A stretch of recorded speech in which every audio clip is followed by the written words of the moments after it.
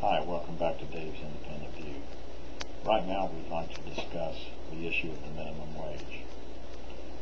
Everything that we do affects the world around us to a greater or lesser degree. We're not in a vacuum, and so it is with the minimum wage. The definition of the minimum wage, a realistic definition, would be the minimum wage is an inducement to inflation. Whenever you have an increase in the minimum wage, you have an increase in inflation. When the economic atmosphere regains its equilibrium, the buying power of those that realize an increase in their wage is back to where it was, or possibly even less. And for the great majority of Americans that don't have an increase in their wages, their buying power is reduced. Let's take an example.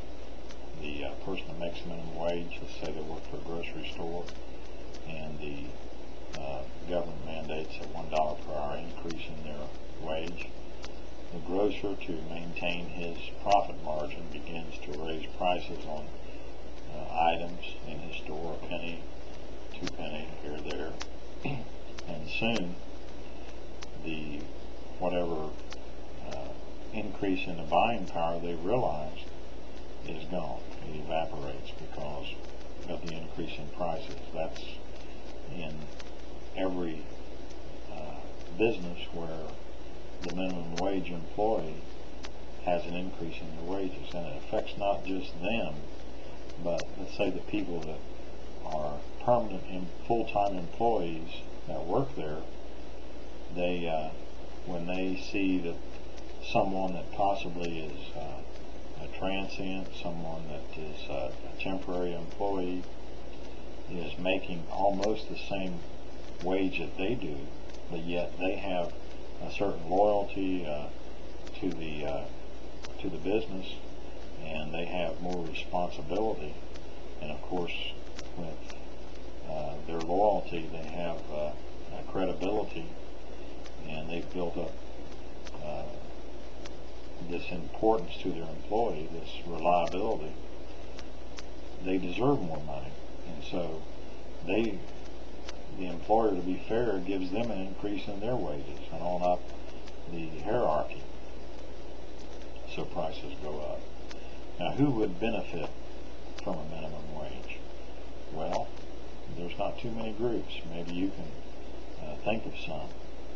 One would be the politicians that use their influence either for or against to try to gather voters that would re-elect them or elect them to office. Another group would be those that have fixed rate mortgages, because they could repay their mortgage in dollars that were less valuable than the dollars that they initially borrowed. Other than that, there's not too many, at least not that we could think of. So who would not benefit by it? Well, if you have wages that don't have a automatic increase, then your buying power would be reduced, which is probably most Americans. The people that would not really would kind of stay even would be those people that have a inflation adjustment factor built into their wages, where they would receive an increase, say, once yearly or some arrangement like that. They could pretty much stay the same. But I think for most Americans, you would see a reduction in buying power. Now, what's the answer? Because certainly everybody wants some more money. We'd like to make more money, and some people that don't make very much, they need more money. Well, it's kind of an involved problem. But I don't think that the answer, and we may get into this more in later installments of the Independent View, We don't think that the federal government has the place to, across the country, mandate to the states a minimum wage. We believe that each state should take into consideration the local economic factors and work out something for themselves that is good for their local economies. If you have ideas about this, questions, want to develop something more, leave us a note. See you next time.